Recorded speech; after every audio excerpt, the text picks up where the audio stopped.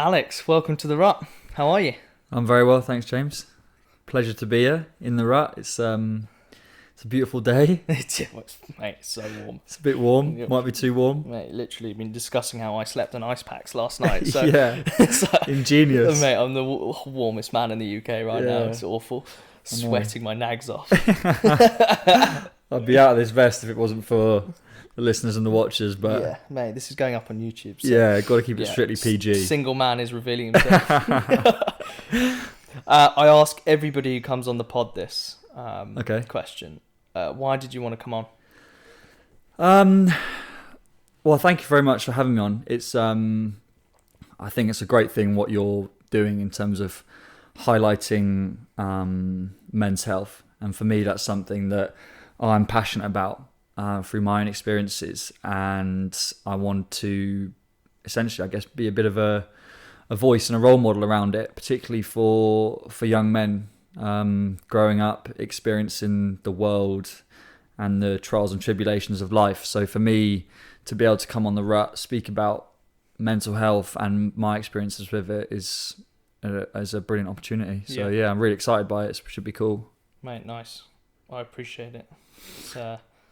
I've obviously seen parts of your story and have listened to a lot of the stuff you've put out there so far, and especially your Instagram and stuff, and you've been through the ringer over the last few years. So it's I'm excited for this. Yeah, well, it's good this hour. Yeah, it's good to have these chats. We've already obviously spoken a fair bit, but like for me, they're like therapy sessions. Good. Like I've recognised the power of speaking and chatting to people, whether they're close friends or I guess strangers. Like there's power in speech. So yeah.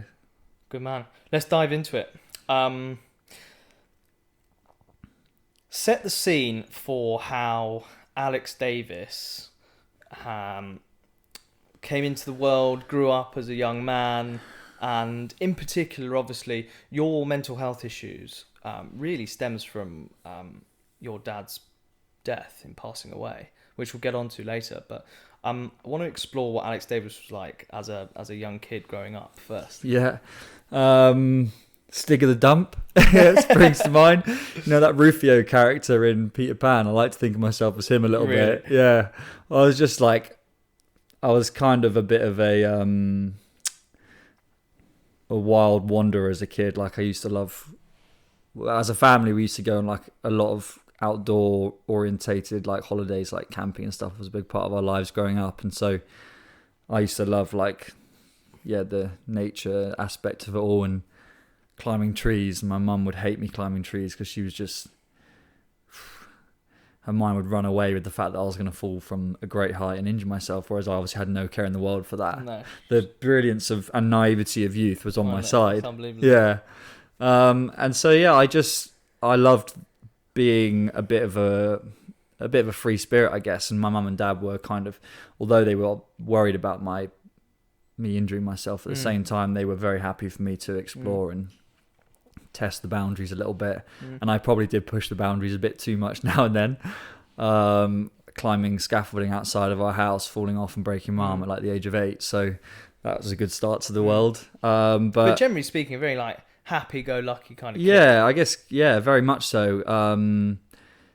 As I said, like I did push the boundaries a bit. I was a bit of a nuisance at school, bit of a distraction, my teachers would say. One of those, what they say, those pupils that has potential but doesn't really put the effort in, which is everyone's kind of worst nightmare, I guess. But I don't know, I was just pretty fixated on playing and having a laugh and enjoying myself. That was kind of my mindset in a lot of ways, and I like to test that and I guess test people's patience a little bit. But yeah, very happy-go-lucky. Loved like just a passion for life, which I still have now. And I loved my younger years. Like I look back on them very fondly, just family time, lots of activity, sports related. Yeah. And just a close knit family. Yeah. I guess kind of quite a typical British family, like mum and dad, brother and sister. Yeah. Yeah, regular, pretty regular. Your rugby is obviously the biggest part of your life, or one of them. Yeah, massively. Yeah. Yeah. And it's really where you connected with your dad, Nick, the most, right? Yeah, hugely. Yeah. We How did that relationship develop? Was he one of these kind of dads that would come onto the pitch if you'd slice the ball into touch, or No, he wasn't like he wasn't a pushy parent. Right, okay. He was very involved in my rugby coaching from the age of like 6 when I first started at the local club in Bristol, and was sort of involved up until the age of like 16, 17, along with some of my other mates' dads. So Yeah. it was like one of those, as we would move up an age group, they would move up with us. And my dad also was a keen rugby player when he was similar age to me, and I guess was still clinging on to those dreams, like occasionally going on vets tours and stuff. And mum would be sending him off for the weekend with all the dads, and the dads would be like, yes, weekend away with all the vets, pints, and the typical kind of rugby club stories you hear about. And so we just had that shared love and passion and relationship, which we built through that. And I think he certainly wanted to see me flourish, of course. and tried to do whatever he could to help me in that kind of, well, I guess, succeed. And when you talk about success, like when it was becoming clear to you and your dad that rugby, you were fucking good at rugby. Yeah. And actually, there's a real possibility that you're going to live out the dream, become a professional rugby player, which you now have done. Did you find any pressure to become that type of player? Because your dad was pushing you in a really good way, by the way, but he was pushed. Did you ever find the pressure there? Yeah. I certainly put pressure on myself because I was playing amongst. Obviously, I was getting recognition from like county or representative rugby, and I was playing amongst my schoolmates, and I wanted us to achieve and be successful as a school team or as a club team. And even sometimes we would be winning matches comfortably, but I was putting pressure on us pressure on the team and also myself to basically kind of put a perfect performance together, which I don't know why I was putting such pressure on myself, but I would be disappointed and upset and at times visibly emotional about. Really? Yeah, I remember one time coming off of a school game, we'd won like 40-0, but I had noticed like the attitude of my teammates towards the end of the match had kind of switched off, but I was so had this fixed mindset about that we had to finish the match and to the final whistle, and because I'd seen like the rest of the lads kind of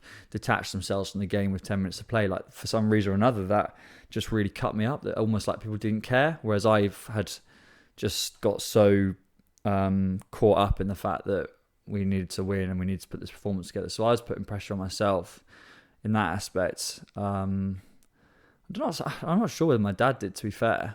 Not that I can remember. Like, he would obviously drive me to all the camps and pay for equipment or tours or whatever it may be. Of course, yeah.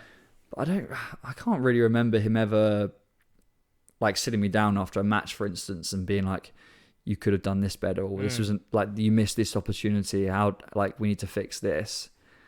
But he would always be there if I asked him, be like, can we practice my passing, or can we get down the pitch and do some kicking? He'd be like, yeah, absolutely, straight away. How did he show you love? Was it through rugby? Yeah. Amongst other things, of course, but mostly through rugby. Mostly, obviously, being coach, he was just like super proud, and particularly as my career went on and I was gaining success and recognition in terms of playing for certain teams, he might post on like, when parents were getting into Facebook and they couldn't quite understand it, he'd like post a photo of like him washing my shirt in the sink because it was all muddy. Wow. And publicly express his proudness of me. And that was obviously in such a public forum. That was like touching and special for me. Of course. Because we had such a shared love for the sport. Obviously amongst other things, it was, but certainly rugby was a massive avenue for him to express his love and pride towards me, for sure. Interesting. Yeah. probably the easiest form for him and me to, I guess, properly emotionally connect. And I've spoken about this to other people, that like my dad was similar to me, kind of growing up in like Mr. Happy-Go-Lucky, and nothing was ever really a problem.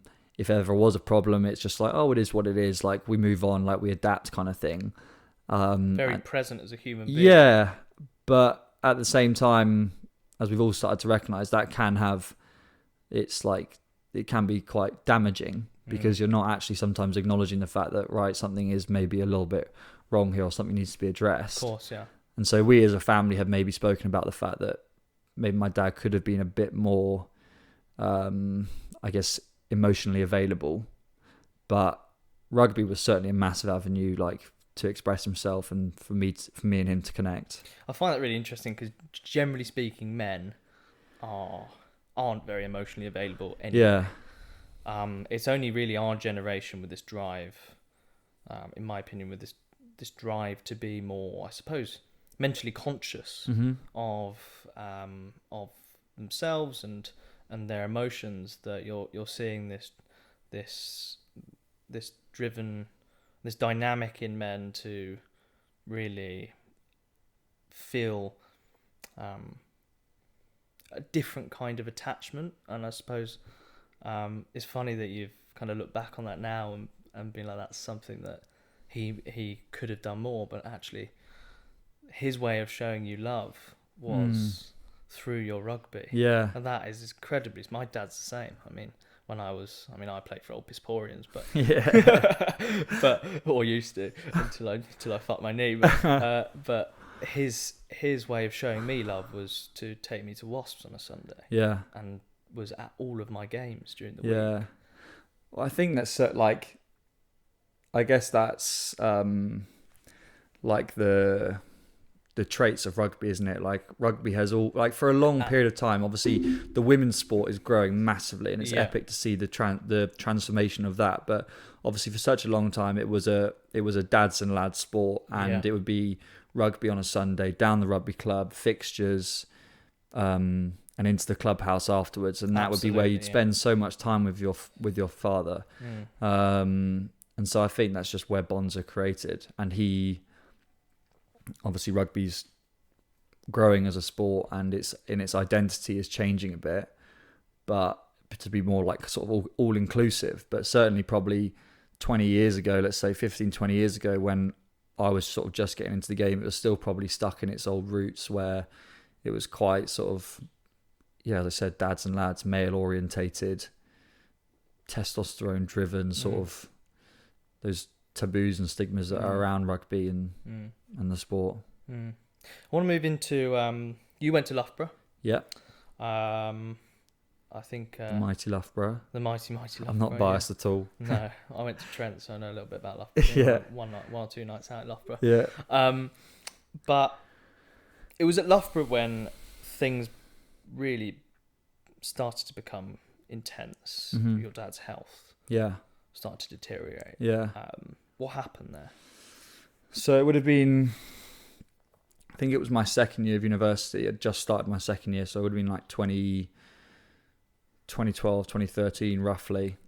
It was Christmas, like holidays from university, and we were at home, and my dad had already, for the sort of past 3 or 4 years, he'd been, maybe not quite that long, but a couple of years prior to that, he'd basically got diagnosed with prostate cancer.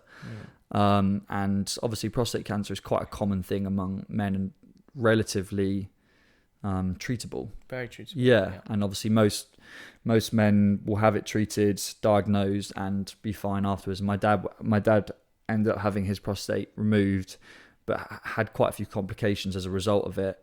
Just an unlucky case.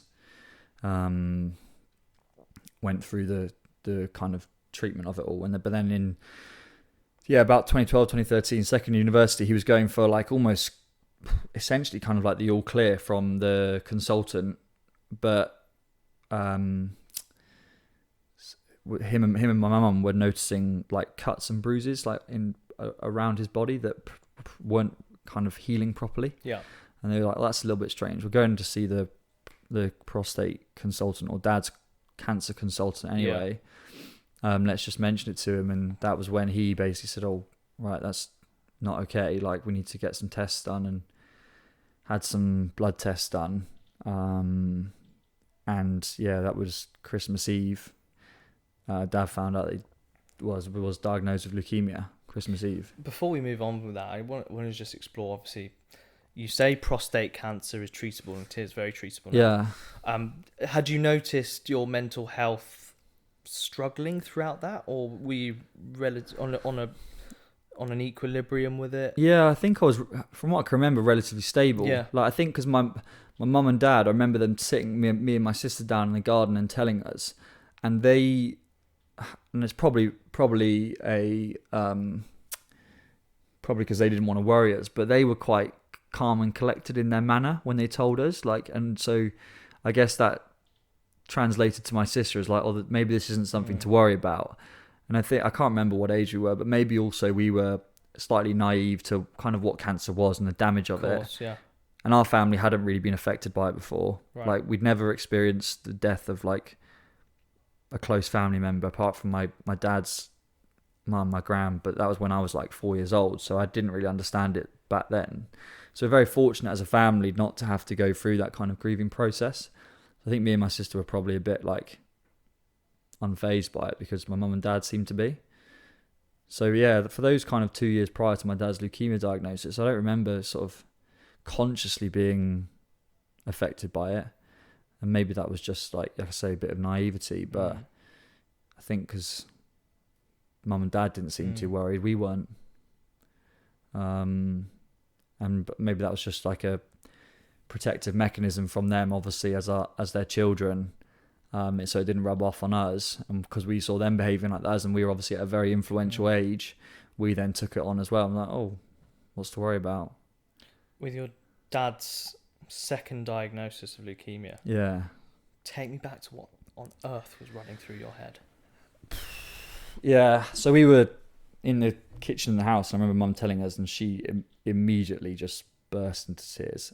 And I think that's where, in comparison to the prostate cancer, when Mum and Dad told us that, it was really, and Mum and Dad wasn't with him. He'd had to stay at the hospital and literally start therapy immediately. Yeah, of course. Because it was like, this is pretty severe and we need to address it now. Yeah. And I remember Mum telling us, and yeah, she was just, and I remember her just grabbing me and my sister, and we were just, I was kind of just, you know, and you just, surrealism, and you're like, and you almost can't believe it. You think someone's almost playing a bit of a prank on you, like, nah, this can't be real, like, but obviously it was. And I don't know what switched, but I think I automatically was like, fuck, I'm now the man of the house almost.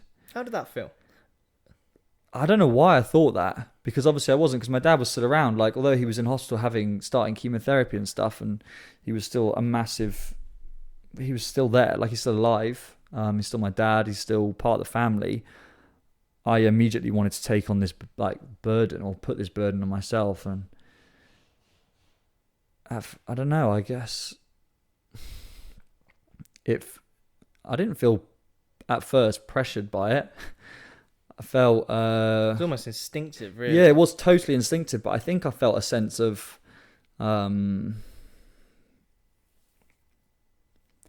like pride in a way that I felt like I could shoulder it. Fascinating. I probably couldn't, obviously, but I wanted to, and I felt like I could.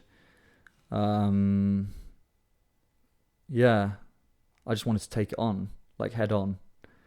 And at this stage, you didn't actually know that his cancer was terminal. No, we didn't know for 18 months. 18 months, almost wow. 2 years. So you battled it for 2 years. Yeah, it was a long run. Ups and downs, in and out of isolation, lots and lots of therapy. Good days, bad days. At one point, actually in remission as well. So we were told that he was in remission. So obviously, when you get that, you're like, wait, hang on. I'm probably getting this. I used to get so confused with it anyway. I can't remember whether remission is a good thing or a bad thing now. No, remission is a good thing. Yeah. Remission is a good thing. Remission is a very good thing. So we got told he was in remission. Obviously, that's big news to celebrate. It's huge, yeah. But then I don't think it was long after that we then got. I was away at the time. I remember it. God, I just remember it so clearly. My dad ringing me and telling me that it'd basically come back, and it'd come back like absolute hellfire. And I remember him calling me, and I was in the pub, and I sent him a photo of a packet of crisps and a pint, just because that was the kind of thing we used to do together. And I got a phone call back from him immediately. And sometimes, when you get those phone calls, without even picking up, I was like, this is bad news. Absolutely. So why would he ring me back immediately just after? I mean, he loves a packet of crisps and a pint, but he doesn't love it that much. And he told me straight away, and I remember just breaking down on the phone. I was like, what the fuck? I honestly couldn't believe it, because we obviously all felt as a family that we kind of seen the back of it. Your dad's your role model. You've openly discussed that. Yeah. As most dads are for a huge amount of people. Mine was in a similar way. Mostly my granddad though, and he died very suddenly, and it felt like a total emptiness. Like I was in the wilderness. Yeah. How does somebody deal with receiving a phone call like that, whereby your role model, the person you strive to achieve so much for in your life, as you've openly talked about, had terminal cancer? I mean, yeah,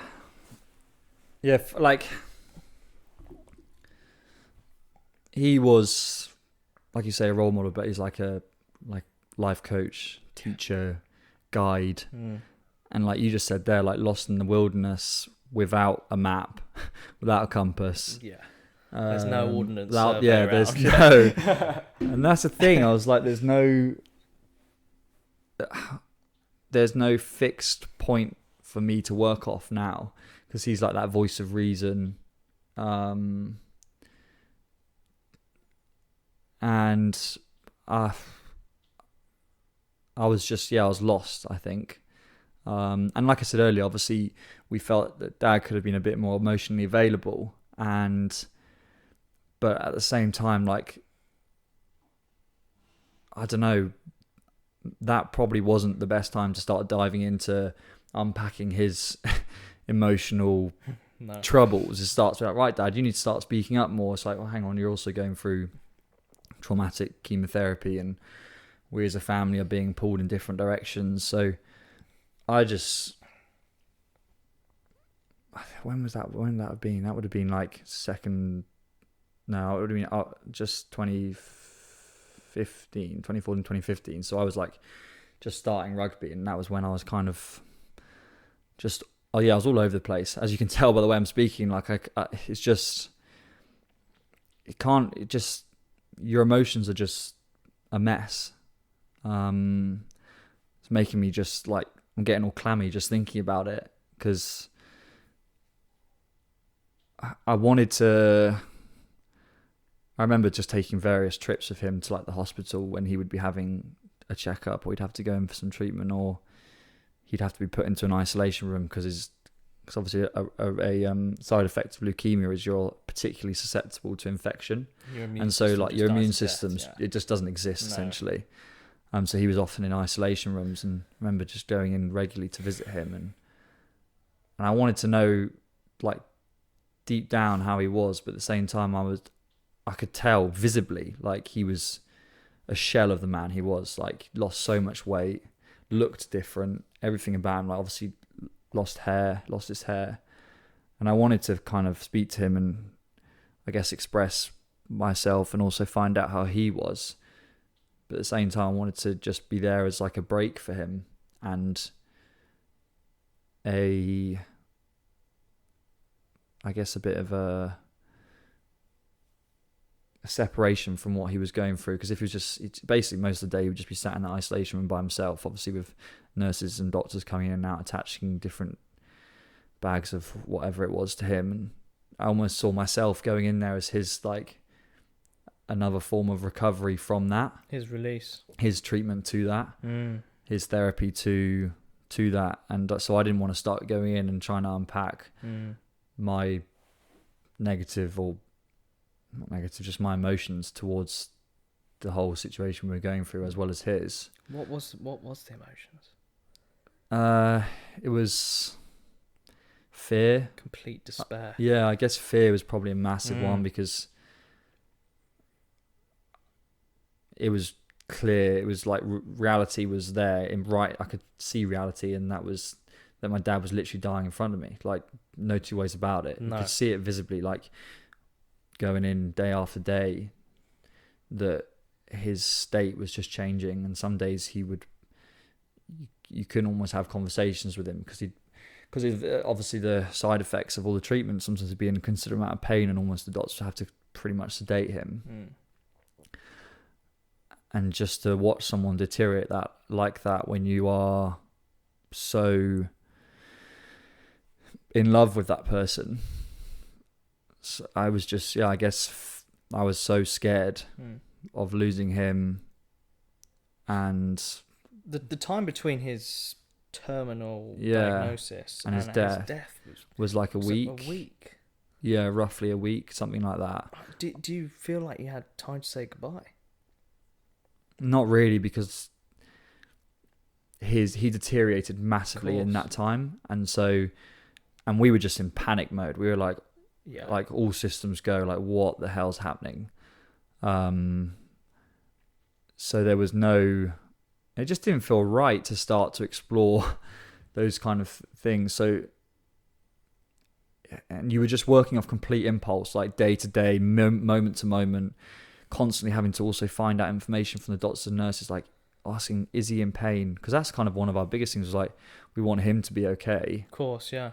Because we obviously knew that we still had each other there at the moment. Like me, mum, and my sister were literally spending pretty much 24/7 at the hospital at this point, pretty much just sleeping, almost living there. Not quite to that extent, but obviously daily trips to the hospital. And so there was no sense of, I guess, that kind of final conversation.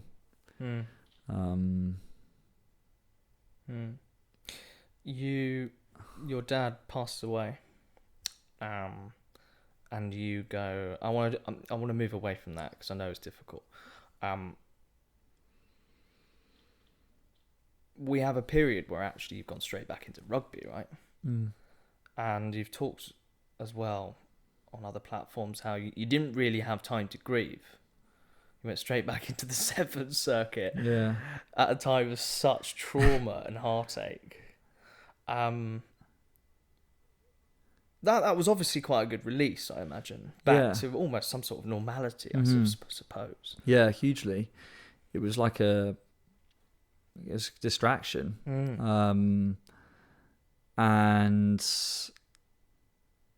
again, like, sport's a business, and I'm part of that business, and I'm part of the team that's trying to succeed, and I want to be part of the team and the success. And if I'm not around training, then I'm probably going to get cut loose, and that's my job. That's my livelihood, and obviously going through all the stuff with my dad. But I know at the same time he would have wanted me to continue my dream and keep pursuing it. And so I used that as like, my therapy, my distraction, my coping mechanism, wrongly or rightly, was just right. I'm going to throw myself back into this. And you made a promise, didn't you? Yeah, literally the I guess the moment my dad died, pretty much. Obviously, we were incredibly emotional, and of course, you're just like in a state of complete disarray. But we obviously had to say like our last goodbyes and stuff, and I made a promise to Dad at that point. I was like, obviously gave him a hug and stuff, and said like, I promise you I'm going to go to the Olympics. I'm going to be an Olympian. Because I knew in 6 months' time Rio was happening and Rugby Sevens was starting at the Olympics, and it was already on my radar. Obviously, me and him would have been speaking about it in the months leading up to his death, but I don't know why. I just was like, wow, I just instinct kicked in. I thought this is the right thing to do. This is the right thing to do. Yeah, this is almost like my, I don't know, my saving grace, whatever it may be. Your purpose in that moment. And I'm going to do it for you. So I just, that was the promise I made. I said, I'm going to go to the Olympics. I'm going to be an Olympian. and for the next 6 months I was heavily motivated by that, and it was huge.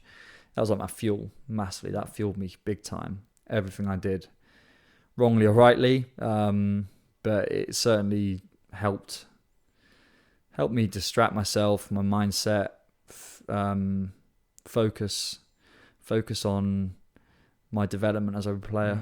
So you're training for Rio. Yeah. You're doing a box jump in the gym 2 days before. Yeah. You're selected for GB. You're in the gym 2 days before you fly out. No, we were out there. You were out in Rio. We were out in Belo Horizonte, which is an hour's flight north of Rio. Right. Okay. So we're in the holding camp. Yeah. Team GB, kitted out, Yeah. Adidas head to toe. Living the dream. Living the dream. Yeah. Olympian, been told at this point that I'm in the squad. In the select 12. Right. Okay. So I'd achieved what I had promised myself and my dad. How did that feel? I remember, I remember getting told, and it was just like, just the whole spectrum of emotions, as you can imagine, like slightly hollow in a way, because obviously he wasn't there for me to be able to tell him, and I tried to fulfill that by like, my dad's voice is still on our family voicemail, so whenever I call home and no one picks up, I hear his voice, which is obviously really nice. And so left there intentionally? No, I don't think we left it there intentionally. I just don't think we've ever got around to changing it out of pure laziness, maybe. But it's great. We've got some friends that, like, if no one picks up, they end up trying to they like pretend they're having a conversation with dad. That's nice. Which is really nice. Really nice. But yeah, so I went through like processing it by trying to write letters to him, or like just little notes on my phone. That was kind of me telling him, look, Dad, I've achieved it. I'm going to the Olympics. And I told Mum, and she was obviously completely overwhelmed by it. And the support from family and friends was insane. It's extraordinary, yeah. But yeah, we were out in Bello in the holding camp with like all the other Team GB athletes. And it's just like a state of kind of like, oh my God, I'm actually here. I'm an Olympian. Wow. Yeah, pretty much. And yeah, that was when we started to basically ramp up training. But then 2 days before, you're in the gym. We were in the gym doing box jump. Yeah. 2 days before we were due to fly into the Olympic Village to like properly kickstart. And I'm doing box jumps, and I come down and I catch my ankle on the edge of the box, right on the lip. Ankle rolls over as it would usually, but then all my force goes through through the deck. Horrific. Dislocated ankle, ruptured ligaments. Yeah, in a lot of pain, excruciating on the floor, and it's just obviously, and there's just like deathly silence in the gym. Everyone's like, "What's just happened?" And yeah, right then and there, my Olympics was over, essentially. Flown home, surgery, and then watched them go on and win a silver medal, which was pretty rough. How does that feel?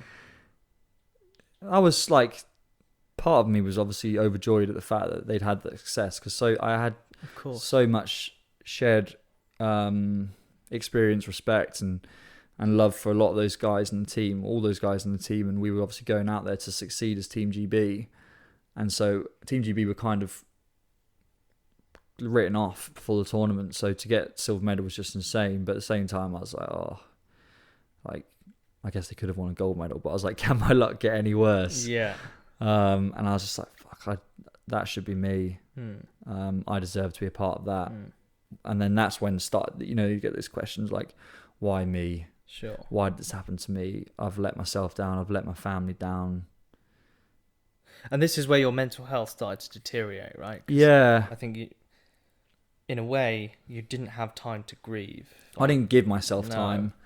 Because I decided to throw myself back into rugby, I didn't give myself time or space. And so now you've found yourself on a fucking operating table. Yeah. Well, that was my second ankle surgery that year. I'd had ankle surgery earlier in the year as well, in January. So like 3 months after my dad died, I had ankle surgery after playing in Sydney.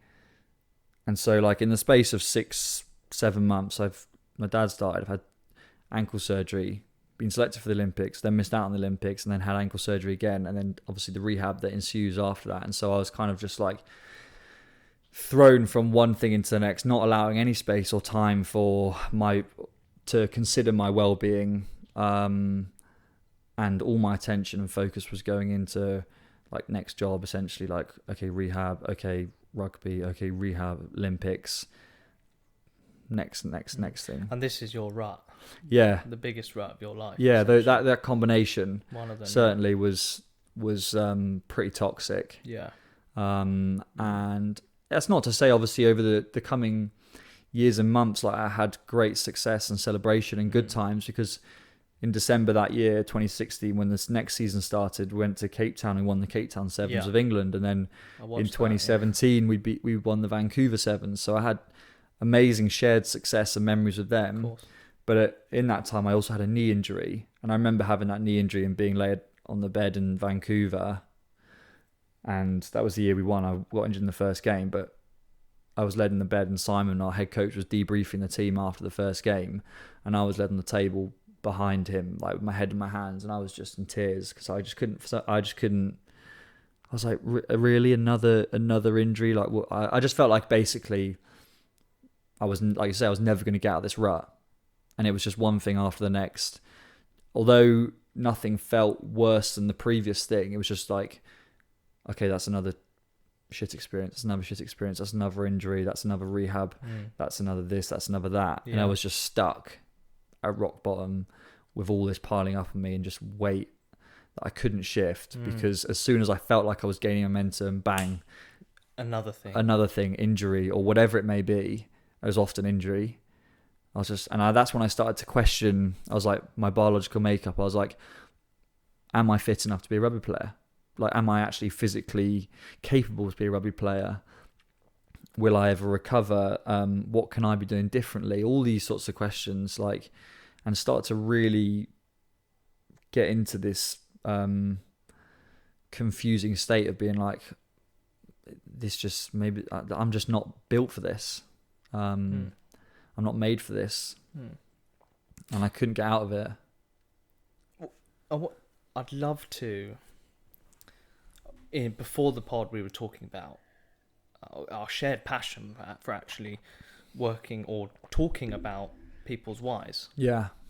And as you've explored, one of the biggest things that for you with your depression and your mental health problems has been the impact your dad's death had on your why.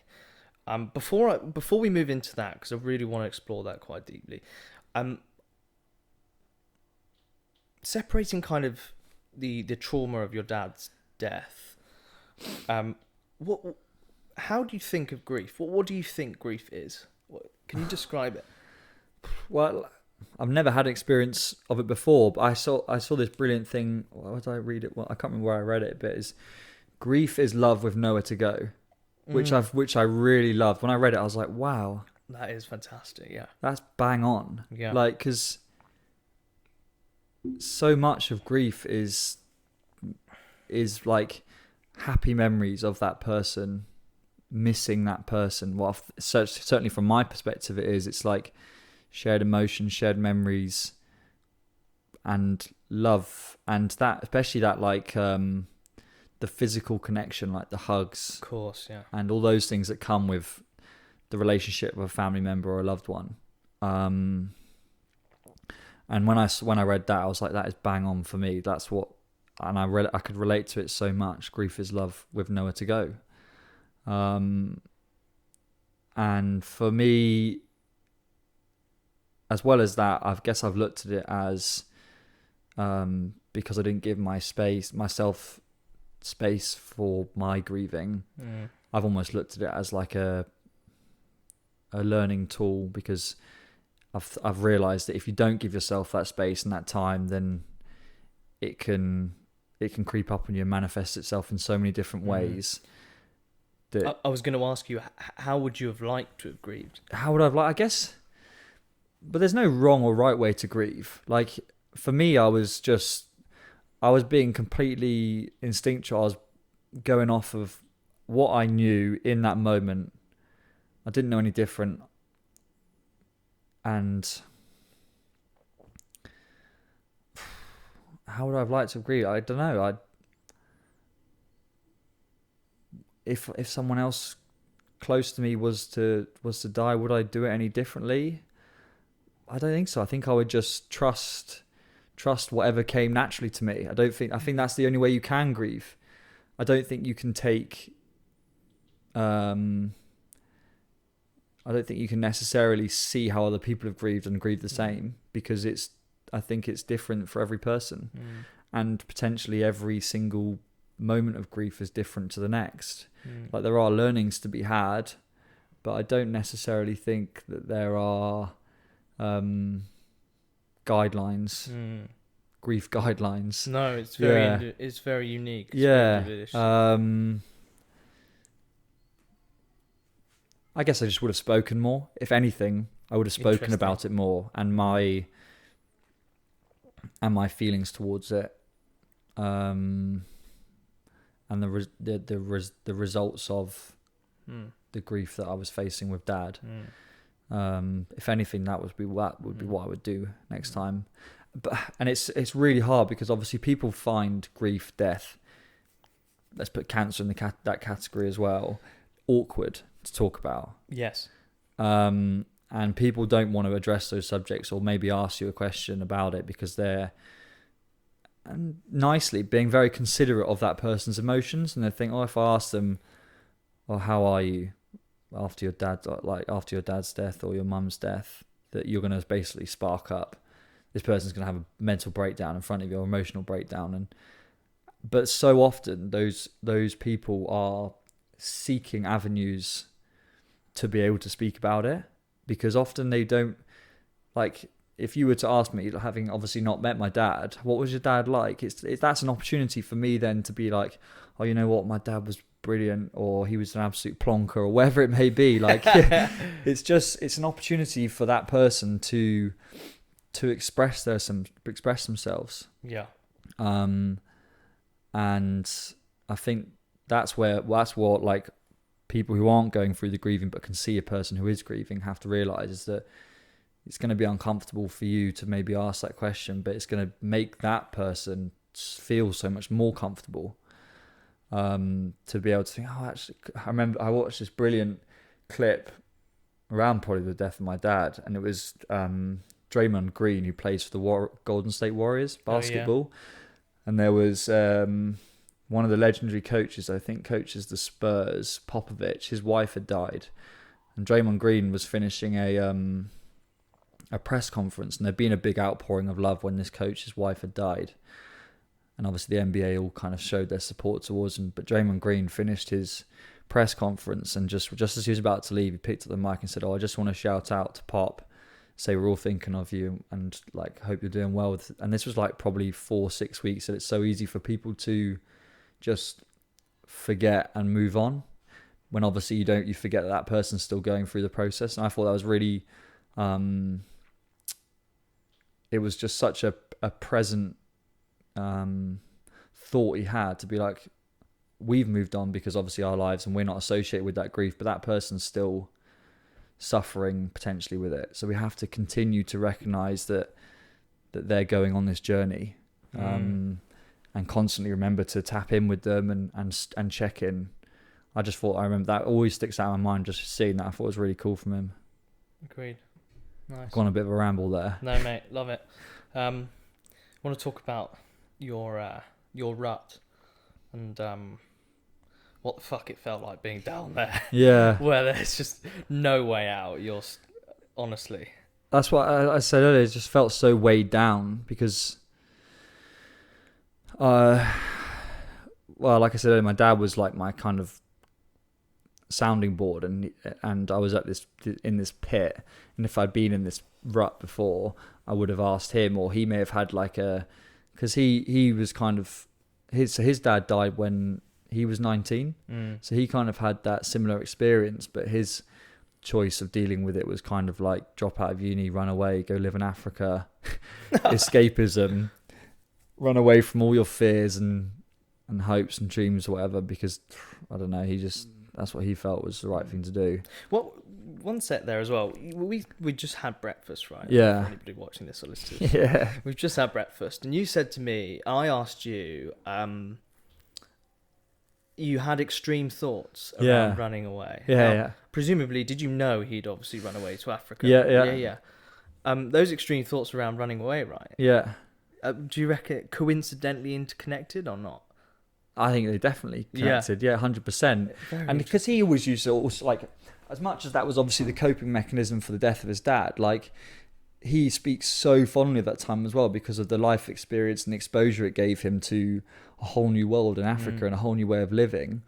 But I think from hearing those stories about him as a young guy going to Africa, living in Botswana for like 2 or 3 years, he had like, he used to tell us he had like rattlesnakes as pets, like, wow, some sort of Steve Irwin wannabe or something. Yeah. But yeah, and so I think that certainly rubbed off on me. As I said earlier, I was a kind of kid who used to just push the boundaries and explore and play and whatever. So I think for me, I certainly was like, oh, actually, you know what? When I was going through my grief, I was like, maybe I'm just going to run away and detach myself from all of this madness. So there was definitely there's definitely a crossover there. I'd have. And you wanted you want to explore the coping mechanisms when Yeah. depression for you was a complete reality. There was nothing in life, or there was very little in life. Well, rugby was still an outlet. Yeah. Like, it definitely helped me. But I was, obviously time was going on. My dad and the Rio Olympics had been a massive why for me, but I was having to start to readdress that through the help of our team psychologist, because I think she could recognise that I was struggling and not addressing it. But I had to start to figure out, right, why am I doing this anymore? Like, what's the reason? What's the point? Why do I want to be a professional rugby player? Obviously, part of it was the enjoyment and the fun, but my dad and the Rio Olympics had now passed me by. But then I was struggling with the thought of, but if I start to basically form a new why, am I then waving goodbye? And what did that feel like? That was one of I think probably one of the toughest processes to go through, because it just felt like I was just losing connection with my dad more. Obviously, I couldn't speak to him. And I had to start to figure out that basically using him as my fuel wasn't powerful enough anymore. And that's not to say that he still couldn't be a part of it, but he probably couldn't be the sole reason. And that meant I had to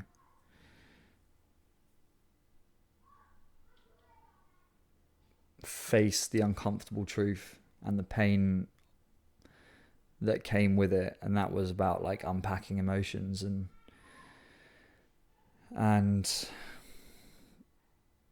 letting go. And I think that was when I was in like that deep recess of kind of just no escape. Yeah. Yeah.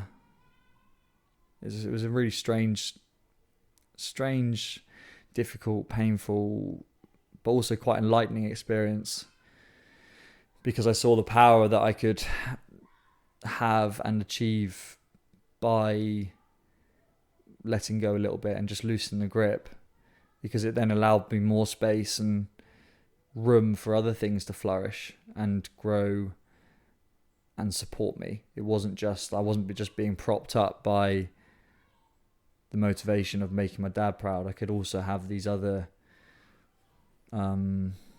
foundations that worked alongside and was almost more powerful and stronger, because I wasn't just working off of one thing. I was working off like three things. And that was quite a big thing that I was able to recognize and open my eyes up. On your Instagram, you've got a lovely there's 3 or 4 pictures of you presenting to your teammates on a beach. and obviously your mum and your auntie are there, Yeah. talking about your why. Yeah. Your why, obviously, going to Rio was, right, my dad has passed away, my role model in my life. I'm going to get to Rio for you, Dad. This is my why. That came crashing down and left you in a state of complete disarray, where you're like, well, what the fuck is my why now? Sound very value driven, which is important in life. What's your why now, and how did that process evolve? Obviously, and what was the kind of, what did you say to your teammates on that beach? Yes, that was early this year. That was March this year or February this year. So just before lockdown and the world went into whatever state it's in right now. Who knows? No, But yeah, we were in LA. a little bit slower. Yeah, a little bit slow, which is a nice pace for Yeah. life. It's a nice pace of life. Story for another day. Yeah, but yeah, we were in LA, and that was my first tournament back. I'd been out for 14 months prior to that, and It's a long fucking yeah, long time, 4 surgeries, and I was like days away from basically calling quits and being like, I'm gonna have to retire. Career-ending injuries, more feelings of depression and being in that rut. But I managed to get back fit and was asked to present the shirts to the boys on the beach in LA, which was such a unique setting. My mum and auntie were there, as you said, and I basically just why were you asked to do that? well, a really cool thing basically at England Sevens in the last year or two, we basically recognised that for a lot of people, some people may receive that shirt and that could be their one and only time they represent England Sevens. And we wanted to make the shirt presentation a bit more of a special thing, and we started this thing where it used to be basically we just go into Simon, our head coach's room, and we present the shirts in the room. But we decided to start doing them because we get to travel the world to these insane places. So we start, right, let's get a different person in each location in a unique setting to present the shirt and basically tell their story, tell their why. It's fantastic. Tell them tell everyone what that shirt, that moment means to them. So we decided to do that, and I got asked because I hadn't done it because I'd been out for such a long period of time to do it in LA for my return, and I just went on. Quite a lot of people had told their stories about like their introduction to rugby and their journey for rugby to getting to England, but I decided to speak openly about, and which everyone was very aware of, my journey with the death of my dad, my why, that changing, and now what it is now. And I just spoke about how much my family means to me, and how special it was to have my mum and auntie there. The fact that the last 14 months being out for injury had made me realise that not solely that, but even more so how fragile, impermanent, short like a rugby or a sports career can be, and you just have to live in the moment and take every opportunity you can whilst you're in it, because you just honestly don't know when your last one is. And for me, that was what I was trying to express to the boys, like, when we go out and play this weekend, just enjoy it, love it, because it could quite easily be the last time you ever get to do this, and it could well be now, seeing as we're not in, like, Rugby Sevens isn't returning. But I spoke about how also I just want to be, and I got quite emotional because I obviously had to speak about dad and stuff, and I just spoke about how I'd gone through that reforming process, and now I wanted to be a role model to them and people around me and supporters of England Rugby as I guess a voice for like we've spoken about emotional awareness, emotional vulnerability, and be a support and a role model to my peers, that we can have shit times, but look at me now, I'm still here, I'm standing. I may not have got back to playing, but I have. Yeah, and it was just really special. And I'm very grateful for that experience, to be able to share that with them, and hope that at least one person, if one person took something away from it, that's all I can ask for. Absolutely. Yeah. You I think you've battled depression. Mm. Saw the psychologist. Team psychologist. Team psychologist. And your way of getting out of your rut was to really, in essence, to reframe. Why the fuck are you playing? Or what's next? Why are you doing what you're doing? What did you reframe your old why into?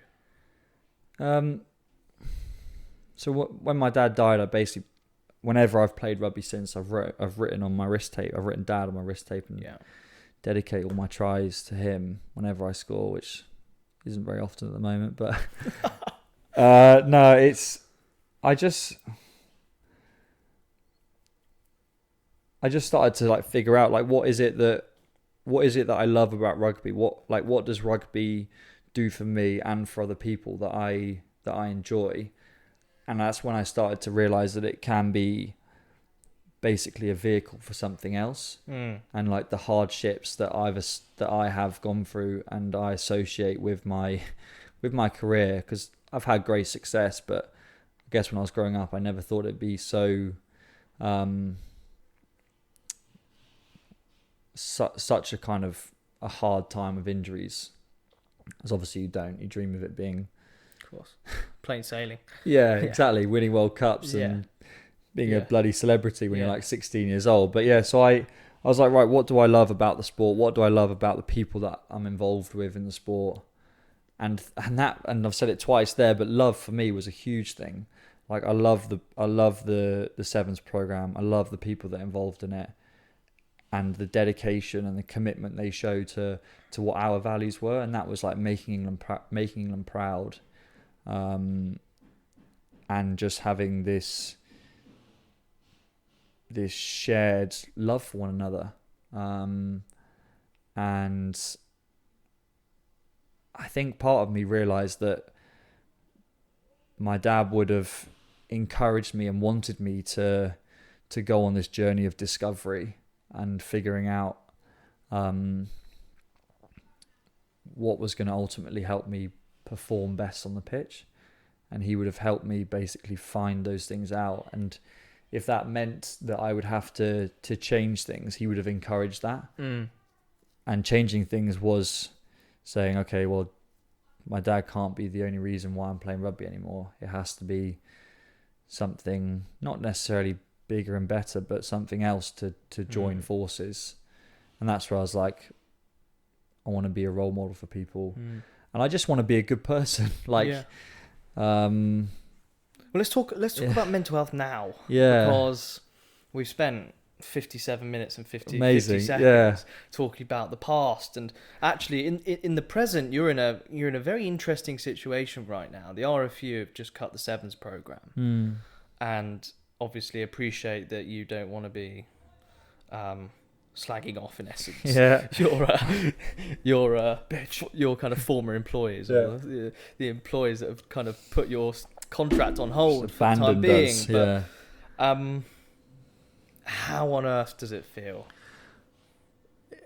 Just obviously there's good days and bad days. Like I've enjoyed lockdown because I've been able to switch off from the performance element of rugby and professional sport. That's been great. And also it's made me be able to reflect on those 14 months getting back to fit and realise that actually, okay, I needed this break more than I thought I did. Because obviously we were preparing for Tokyo 2020 Olympics. And so when I got back fit, I was like, right, that's the next goal. And now having had this break, I've been like, okay, actually those 14 months they're taking a big toll. So now I've been able to enjoy this period. But just in terms of how my mental health now towards the RFU and towards the processes we've been through, just feel a sense of neglect, abandoned, because as I've already spoken about passionately, our Sevens program is built on our relationships and the connections we have with the people involved in it, and we don't have that and haven't had that for the last 6 months. And it's hard because I don't want anyone to think that I feel we as Sevens players or as a rugby team are entitled to anything, because it's clear to see that the whole world is suffering right now and people are losing jobs and businesses are being closed all around the world. But there could have been, I think, just more consideration from the RFU to the welfare of our program and the value of it for the next generation of players. If they honestly care about grassroots rugby or developing rugby in England, then we see ourselves as role models that travel the world. And if you're not willing to invest in us, then potentially they're missing an opportunity for the growth of the sport. Where do you see Sevens going now? And actually, when we were having breakfast, you were talking about your coaches who are implementing slightly contrarian methods to training, and that has sparked or reinvigorated kind of life in terms of your enjoyment for the game, which is just fantastic. And thinking about past mindfulness in essence, which is brilliant. Like, where do you see Sevens going now? It's hard. It's international, which doesn't help itself, obviously. No. But I just think it's like a lot of the England Sevens boys are went through like the university pathway, and that is such a great breeding ground for play and like a very open style of rugby. And I think that's just it's potentially they're missing out on an opportunity to really attract, I think, young players, because it has that. It's an opportunity to be creative, to express yourself. You have freedom, you have license to. Obviously, some Sevens players have got ridiculous sidesteps and feet and fast, and it's just really raw in its essence. And I think it's just an attractive way to bring people in, because you can get some amazing individual athletes that can light up a stage. Like if you look at the Americans, like Carl Niles didn't even know what rugby was, and then within a year he's like the number one Sevens name in the world. Same as Perry Baker. Yeah, and they'll be like, the sport will be blowing up in America thanks to them, and I think it's brilliant. Must be a fucking nightmare to play against. Oh, absolute disaster. Yeah, but they just can be doing the same. Oh my god. Yeah, it's terrifying. 1-on-1 with 15 meters either side of you. It's like, my lord, just go on, score. You can try. You can have it. But yeah, I just think they're potentially missing an opportunity to really tap into a market and attract young kids in. It's just a way to have fun and play. I think that's what's great about it. We were talking as well over breakfast about how this is almost a slightly strange opportunity for you to look at what life is like outside of rugby, where your passions lie. It's a daunting landscape, actually, for any professional sportsman who's known professional sports for a long time. But I suppose you're quite lucky in a sense with the entire situation. It's given you your journey's given you this fisheye perspective, lens perspective on your life. Yeah, it certainly has. I guess there's definitely at the moment a sense of identity loss, because from the age of, well, whenever I started professional rugby, like that's kind of all I've done in terms of life, work experience. I don't have work experience. Most work experience I've got is the local fish counter in Waitrose back in Bristol. Mate, you stick the Rub podcast work experience. Yeah, mate, I'd be going straight on LinkedIn. But like, so there's definitely a sense of like that losing that identity as a rugby player. And I haven't actually really spoken to, I think I maybe spoken to one person about this so far, and we've briefly touched on it in this podcast earlier, but like I've certainly felt a real desire, particularly recently, to speak to my dad and have some sort of guidance, because potentially, this is potentially, hopefully not, but it could be me transitioning out of the sport. And sometimes that's where you speak to your teachers or your role models and think, all right, let's explore what your other strengths or weaknesses are, your passions outside of it. And obviously I can do that with myself and with other people, but I've definitely missed him recently just wanting to speak to him about that. But yeah, at the same time, I'm because I was close to retiring at the end of last year. I was starting to prepare myself anyway for the next chapter in my life, and I knew, obviously, like you said earlier, sport's a finite career or length of career, and so I knew at some point retirement's going to come. So I'm kind of, yeah, I'm prepared for it, and I've started to explore those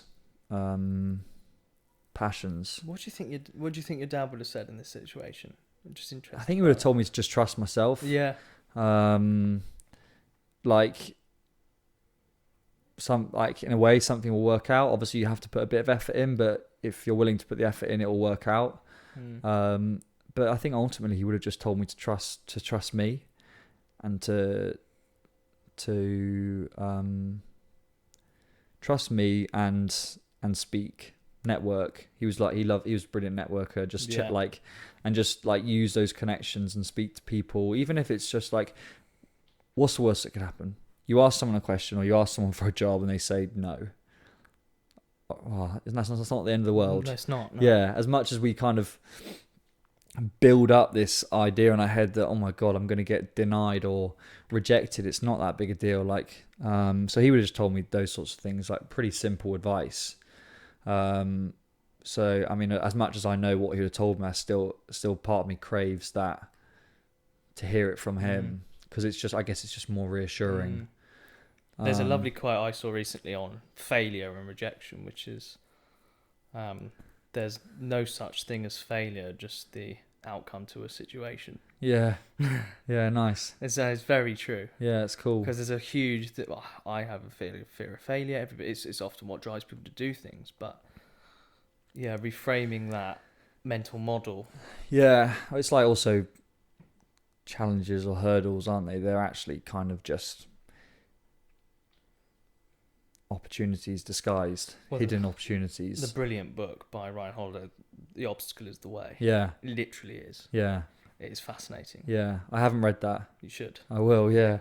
And so that's the kind of mindset I'm trying to have. And I've also just taken this time as like I said earlier, like a natural break of recovery. Used to spending a lot of time away from home, away from my mum and sister, travelling. So I've actually really enjoyed being back in Bristol and living with my mum, which was a weird thing to adjust to, but I would never have had this experience if it hadn't been for this moment in time. So that's the way I'm trying to look at it. Yeah, nice. And ultimately just try to be the best version of myself. And that's about, like, when I am having a bad day, which I've had bad days, I've had real bad days, I'm like, oh fuck, what am I going to do? Rugby's over, or I'm not going to be getting paid after this month. I kind of just think about those moments with my mum and stuff that I wouldn't have had if it wasn't for this time, and kind of just be grateful for that and be the best version of me. I love that. Yeah. I won't keep you too much longer because there's currently flies flying around us because we stink so much. It's so sweaty. It's so hot. I want to finish like we do on this podcast, and especially in season 2 now, with 5 questions. Yeah. And I know you were, when I told you some of the questions before, and you were like, fucking hell. Yeah, okay, here we go. Yeah. The first one's not that deep, but what's your favourite book and why? I'm not a massive reader, I'll be honest. I'm more of a buy a book, start it, don't finish it kind of guy, which is not a good trait to have. Oh, but I'm like that. But yeah. It gets you through books. It does. Say you're a voracious reader. Yeah. So what's my favourite book and why? What springs to mind? During lockdown, I read a lot of Roald Dahl and Winnie the Pooh stuff. Really? But I don't know, like I just like the childhood kind of escapism bit. That wasn't what I was expecting to No, come out I of your know. mouth, I must admit. Charlie and the Chocolate Factory is like one of my favourite... Really? No, not Charlie and the Chocolate Factory, sorry, Danny the Champion of the World. Okay. I love that because it's all about the dad and the son's relationship. Nice. But I wouldn't say they're my favourite books, but I enjoyed reading them. I reckon I'm going to go for one that's had probably the biggest effect on me, and it's called Lost Connections by Johan Hari, who I think is, I don't know, I'm not going to guess his nationality. Anyway, and it was about, and his journey with depression. Wow. And he talks about how he has been through the whole kind of medication, prescription, all that sort of thing. But realistically, he's found that the reason for his depression, or a large majority of it, is he's lost connection with his friends. He's lost connection with his purpose. He's lost connection with his job. Of course, yeah. But and I just found it. There's lots of scientific studies in it, but I just thought it was, and just so much it resonated with me. And I was like, it was when I was going through stuff, and I was just like, wow, this really opened my eyes up to. And I've realised how much, because I neglected my friends for a bit, didn't want to socialise, and since then, when I just now seek opportunities to socialise and see people, and that book really opened my eyes up to it some more. Nice. Yeah. The next question, which I know you're kind of dreading. That wasn't a quick answer either. No, can we keep it to 60 seconds? Yeah. What lesson have you learned in your life that you know is true, but you kind of hate? This is a great question, and it's a hard one. I know it's true, and I kind of hate. I think we did speak about it earlier. I think it's, you can't please everyone, and I hate that. And like often, you'll have to let someone down somewhere, and it could just be the fact that you've been invited to 2 different drinks events on a Saturday night, or you've been asked someone over for 2 different barbecues, but you have to say one to someone and yes to the other, and you just can't please everyone. No. And I think I really struggle with saying no to people. Yeah. And it's such a bad thing, because I get caught up in it and I end up putting myself into more shit because I say yes to both people, and then and then I'm like, oh God, I let someone else down. And it's like, actually, just say no and they'll understand. Yeah. So I hate it, but it's true. Nice. Your friend who's having a tough time at the moment picks up the phone. Yeah. Rings you and says he's having a really bad day. What do you say to him? What's going on? Talk to me, and just be open, or ask if they want to go, do want to meet up. Try and make them feel as comfortable to speak out. So just be like, what's going on, pal? Talk to me. It's pretty simple. Powerful but simple. Yeah, talk to me. Tell me what's going through your mind. Whatever you feel comfortable sharing with me, go for it. It's yours, like, I guess, not your secret safe with me, but like, I'm not going to pass on anything. However, just talk to me. Yeah. It's going to be all right. Yeah. Yeah, whatever it is, like, we'll work through it. I'll help you where I can, but I'm here to listen. Sympathy, not empathy. Yeah. When you're struggling with something, struggling yourself, what's your go-to? What do you do? So during lockdown, I basically decided, I don't know, have you seen the video of the black guy getting out the car and doing it's Friday then, doing that dance? Yeah. Basically, I love that video. It gives me so much energy. And at the start of lockdown, I've decided to do that every single Friday, send it to a select few people, and I've themed every single one, dress up, film myself, dance that song. And even on bad days, I've been like, oh, I can't do it. But then I do it, and I dance to music, and I dress up, and honestly, I feel so good afterwards. I honestly hope to God I'm on the receiving end of one of those. Wait, you can be on the list now, and I'll share some of the previous ones with you. I did like a tribute to love that. Captain Tom one week. I've done like a V Day one. Oh, honestly, my Lord. And it gives me such a buzz. That's genius. And I think that's partly it. That, and I love listening to music. Yeah. Like, music for me is just a massive mood booster. Really? Yeah, I just stick it. I literally, if I'm walking down, if I'm literally just popping out to get milk, I'll stick my headphones in, listen to music. Got milk. For me, it's just a boost. Nice. Yeah. Yeah, I've got really into George Benson. This is really weird, but I got really into George Benson recently. Okay. Right. Nice. It's Yeah. great. Yeah. Yeah. It's epic. I love it. I think it's just universal. Like it's the language of the world. Like Yeah. it doesn't matter what language you speak, you can listen to music and like relate to it. Yeah, and also your infamous dog. It's always on Instagram. Archie, yeah. Archie, Actually, I took him for a walk on Monday last week, and we found out about the RFU basically cutting the sevens program. And I had a ball on me, and he is obsessed with balls. Like, I take ball over food which for a Labrador is unheard That's of. unbelievable, yeah. And I remember just having the ball in my hand, and I was obviously feeling pretty shit about things. But he just had the biggest smile on his face, and I just looked down at him and was like, "How can I be in a bad mood when he's there, just staring up at me, fixed on this ball?" I mean, we were talking about it earlier how got we've no gone cares way in the over 60 world. seconds here, but Yeah. But we were talking about it earlier how dogs have got such a simple model of the world. Easy. You could learn so much from them. Yeah. It's remarkable. I know. Yeah. No cares in the world. He just wants to play with his ball. No fucks given. It's Yeah. just ball. Give me ball. Ball is life. It's great. You're lying on your deathbed and you're looking back at your life. What are you most proud of?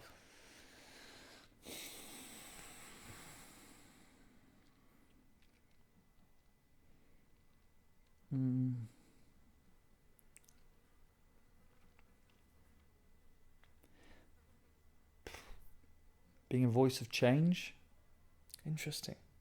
That sounds really, really like empowering, but I guess Sounds very Martin Luther King. it does, doesn't it? And I'm But I like definitely it. not Well, putting myself on that sort of pedestal. Explain that. Well, I just think because I've like. What change are you trying to drive first? Say that again. What change are you trying to drive? The voice of change, right? Yeah. I don't know. I guess I just through, like I'm not like I see these like now as obviously we've spoken about like therapy, almost therapy sessions, and if I just affect one person, Yeah. like, and that has an effect on that person, for me that's change. And I'm talking about like mistakes I've made and experiences I've had and lessons I've learned. And for me, that's something I'm really proud of, is that I've been able to basically recognize that some things were going wrong in my life that needed addressing. And I've made a conscious effort to change them. When you said that, actually, I was thinking, fucking hell, yeah, that is very Martin Luther. Actually, that is incredibly beautiful. Yeah, I just like I've done a few pods and often speak about the same sort of subject matter, but like I say, if it reaches one other new person that hasn't listened to any of the previous ones, then for me, like that's a good thing. Like, it doesn't matter whether everyone else is like, oh, I've listened to half an hour of this, you know what, this bloke's really boring. I'm gonna switch off. But one person carries on listening for the rest of the pod. For me, that's effective. Nice. Yeah. Really. So I'd be proud of that. Very nice. We've done an hour and 18 minutes. Wow. Yeah. And I think I've lost half my body weight in sweat. Dripping. The sun's slowly moving around onto this leg now as well. I know. Thank you so much. I've loved it. I really appreciate it. And like, men's mental health is a really important subject matter. So you're doing a great thing. Thanks. Yeah, we're trying to get men talking. And you coming on the pod and talking about some of the most intimate parts of your darkest moments is incredible, and you articulated it amazingly well. Thanks. And yeah, pleasure to host you. Unbelievable. Yeah, it's great. So thank you. Thanks for having me on the rut. No problem.